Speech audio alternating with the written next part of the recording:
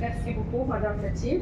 Donc, tout d'abord, je tiens à remercier la Chambre de commerce de nous avoir invités à participer à cette première édition de ce symposium et surtout pour le choix de la thématique dont l'importance n'est pas à démontrer. Donc,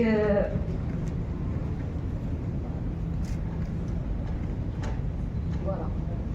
Donc, avant de parler des perspectives et des enjeux de développement du secteur de l'agroalimentaire, il s'avère prioritaire de donner un petit aperçu sur la situation actuelle du secteur agricole marocain et également du secteur de l'agroalimentaire. Donc, l'importance du secteur agricole au Maroc n'est pas à démontrer. Donc, c'est un secteur qui a beaucoup d'impact sur le plan socio-économique, et ça en raison de plusieurs atouts dont dispose notre pays, en particulier l'importance de la superficie agricole utile qui dépasse les 9 millions d'hectares, dont 1,6 million d'hectares en irrigués. Nous avons des infrastructures hydro-agricoles très développées avec près de 148 barrages. Et nous avons également une diversité des filières agricoles, que ce soit animales ou végétales.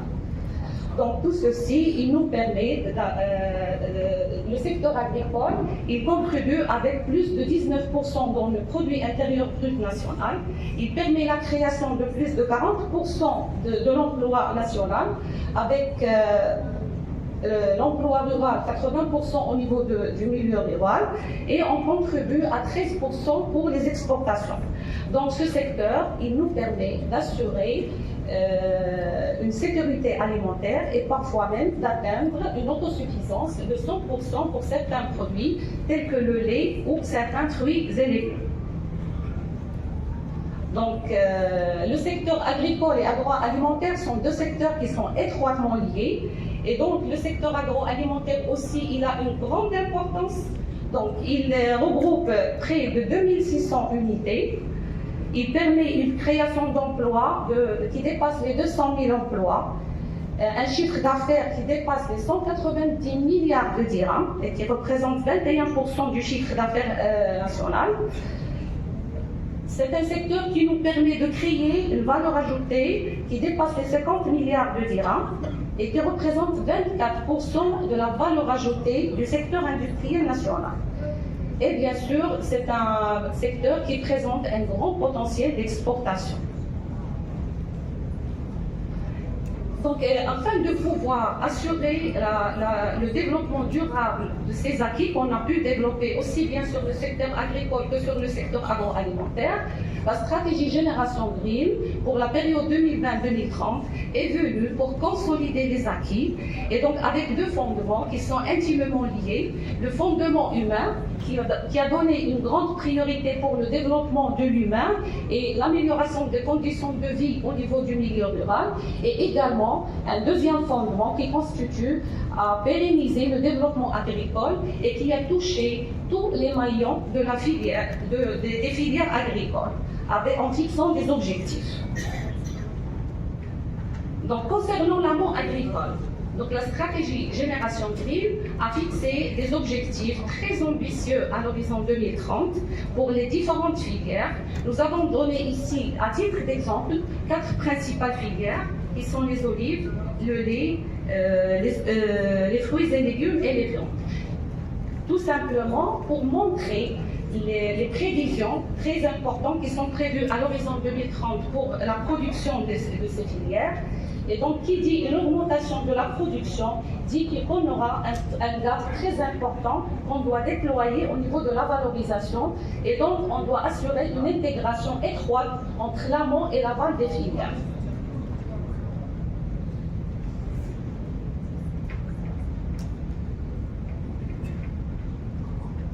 Je vais laisser cette diapo en dernier parce que j'ai fait un petit changement. Donc, pour concrétiser les actions prévues dans le cadre de la Génération Green, donc le ministère a conclu 20 contrats programmes pour les principales filières entre l'État et les interprofessions. Ces contrats programmes prévoient un développement de l'ensemble des maillons de la chaîne de valeur, depuis les intrants jusqu'à la commercialisation, en passant bien entendu par le développement de la production et de la valorisation.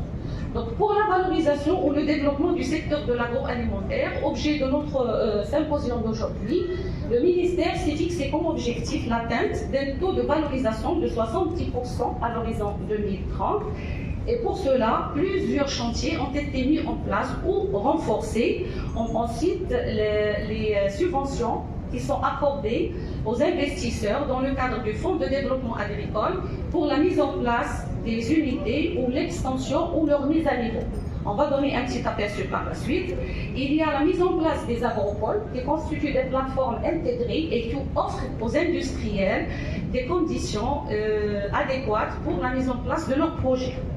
Il y a également la modernisation des circuits de commercialisation. Un grand chantier a été lancé par les départements ministériels concernés pour la modernisation des circuits de commercialisation, tout ce qui est marché de gros et abattoirs, pour assurer une bonne qualité des produits et une bonne traçabilité.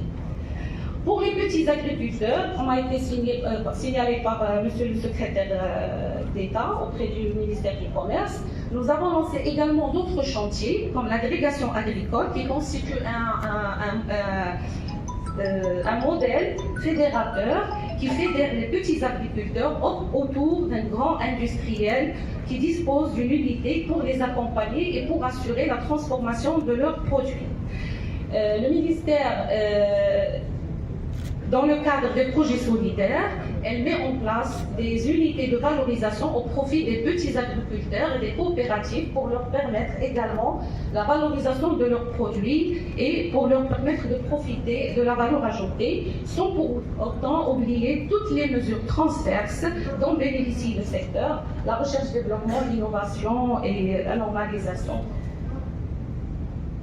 Donc, concernant les subventions accordées par le ministère de l'Agriculture, il y a d'importantes aides qui sont octroyées aux investisseurs du secteur agroalimentaire. C'est des subventions dont les taux et les plafonds varient selon l'activité. Je ne vais pas tarder sur ça pour pouvoir respecter le temps qui m'est imparti. Donc, mais par la suite, on va partager avec vous un code QR qui peut à travers lequel vous pouvez télécharger le livret qui détaille l'ensemble des subventions accordées dans le cadre du FDA. Donc nous avons des subventions pour le stockage et conditionnement des produits agricoles, pour les activités de transformation des produits végétaux, des subventions pour les activités d'abattage et de valorisation des produits agricoles et également des subventions pour toutes les activités de valorisation des sous-produits.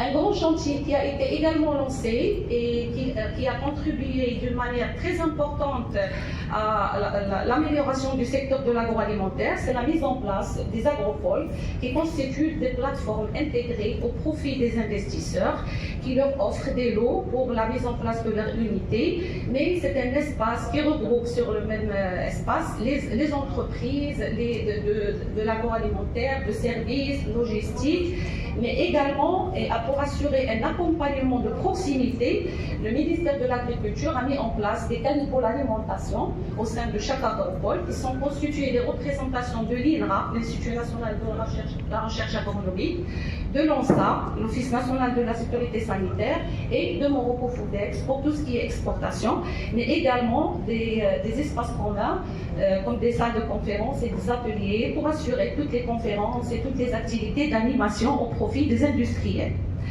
À titre pilote, et au niveau de l'agropolis de Meknès et de Berkane, qui sont les premiers à être aménagés, nous avons mis en place des centres d'innovation agroalimentaire au profit des start-up et très petites entreprises. On va voir une slide par la suite sur ces centres. Donc, à date d'aujourd'hui, nous avons 5 agropoles qui sont déjà aménagés. 2 autres qui sont en cours, c'est Drab et House qui sont en cours, et 5 au niveau de Meknès, Berkane, Limellel, Larache et Sousse. Voilà. Donc, ces agropoles sont déjà aménagés, la commercialisation elle est lancée. À date d'aujourd'hui, on a commercialisé 73% de la superficie nette de ces 5 agropoles pour les tranches qui sont déjà aménagées. Et donc, nous avons à date d'aujourd'hui 426 projets. Donc 426 investisseurs qui ont pu avoir des lots au sein de ces agropoles. Nous avons certains qui ont déjà commencé leurs activités, d'autres qui sont en cours de construction et les autres qui vont venir. Donc, pour stimuler l'innovation dans le secteur de l'agroalimentaire, nous avons mis en place des centres d'innovation agroalimentaire qui sont composés d'une cellule d'analyse des laboratoires pour assurer tous les tests et les analyses nécessaires, une halle technologique qui est équipée par du matériel, tout le matériel nécessaire dont auront besoin les startups et les petites et moyennes entreprises pour tester leurs produits ou pour de nouveaux procédés innovants. Une cellule de formation, une cellule d'administration et d'accompagnement et un incubateur au profit des jeunes startups. Donc je vais...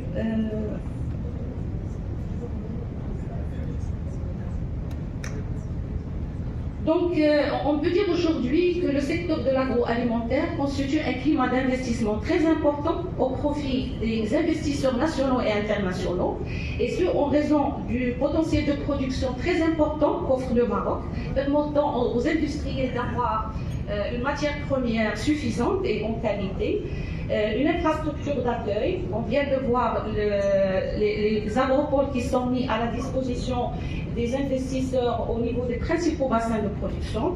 Nous avons des accords préférentiels avec plusieurs pays et qui sont le résultat des accords de libre-échange conclus entre le Maroc et les autres pays. Le Maroc dispose aujourd'hui d'une infrastructure logistique très importante, lui permettant d'assurer des échanges très importants avec les différents pays. Donc nous avons des infrastructures portuaires, un réseau routier qui est très développé, et également le Maroc dispose d'un point qui est très important, c'est une main-d'œuvre disponible, qualifiée, qui a une expertise prouvée en matière de développement de l'agroalimentaire et qui sont dans la plupart des cas des lauréats des instituts de recherche et de formation des ingénieurs et des techniciens agroalimentaires. Donc pour terminer, et vu qu'on est aujourd'hui à la 18e édition du SIAM, on est à Meknès, et vu que la région de Fès-Meknès constitue un bassin de production par excellence, avec une diversité des différents produits, donc nous avons jugé opportun de faire des propositions concrètes pour des projets d'investissement au niveau de la région. Donc la filière des fruits et légumes, elle constitue vraiment un créneau très important pour les investisseurs. C'est une filière qui connaît une demande accrue de ces produits, surtout avec les changements des habitudes alimentaires. Nous avons également l'oignon. La région de Fès-Meknès est la première région de point de vue production d'oignons, mais malheureusement, la conservation de l'oignon se fait toujours d'une manière traditionnelle, enregistrant ainsi des pertes énormes, d'où la nécessité d'inciter et d'encourager les investisseurs à mettre en place des unités modernes de stockage d'oignons et même de transformation d'oignons, par exemple en poudre ou en lamelles ou en conserve. Également, nous avons fait 2 propositions pour la valorisation des sous-produits. Donc les sous-produits aujourd'hui, il y a vraiment intérêt à faire un effort énorme, et ce dans le cadre d'une économie circulaire, pour contribuer à la protection de l'environnement, pour contribuer à diminuer l'empreinte carbone. Donc nous avons proposé ici deux produits, mais c'est général pour tous les sous-produits. Donc nous avons proposé la valorisation des sous-produits olicoles. La région de Meknès est connue par sa production. Excusez-moi, pardon. Voilà, pour conclure sur ce point, si vous le permettez. Juste pour avoir l'équilibre des échanges, vous allez conclure sur ce point si c'est possible. Oui, ça y est, je vais conclure. Donc, on peut encourager la valorisation des sous-produits olicoles, donc surtout les grillons pour la production de l'huile raffinée, du grillon, du combustible, aliments de bétail. Et un point qui est très important, c'est la valorisation des sous-produits, des abattoirs. Aujourd'hui, le Maroc a lancé un chantier très important pour la modernisation des abattoirs. Il ne faut pas se concentrer uniquement sur la production d'une viande de qualité, mais également il y a un grand chantier à exploiter en matière de valorisation des sous-produits, notamment les os, le sang, les carcasses mortes, les cornes, pour la production de l'aliment pour chiens et chats, pour la fertilisation et également pour l'extraction des huiles essentielles.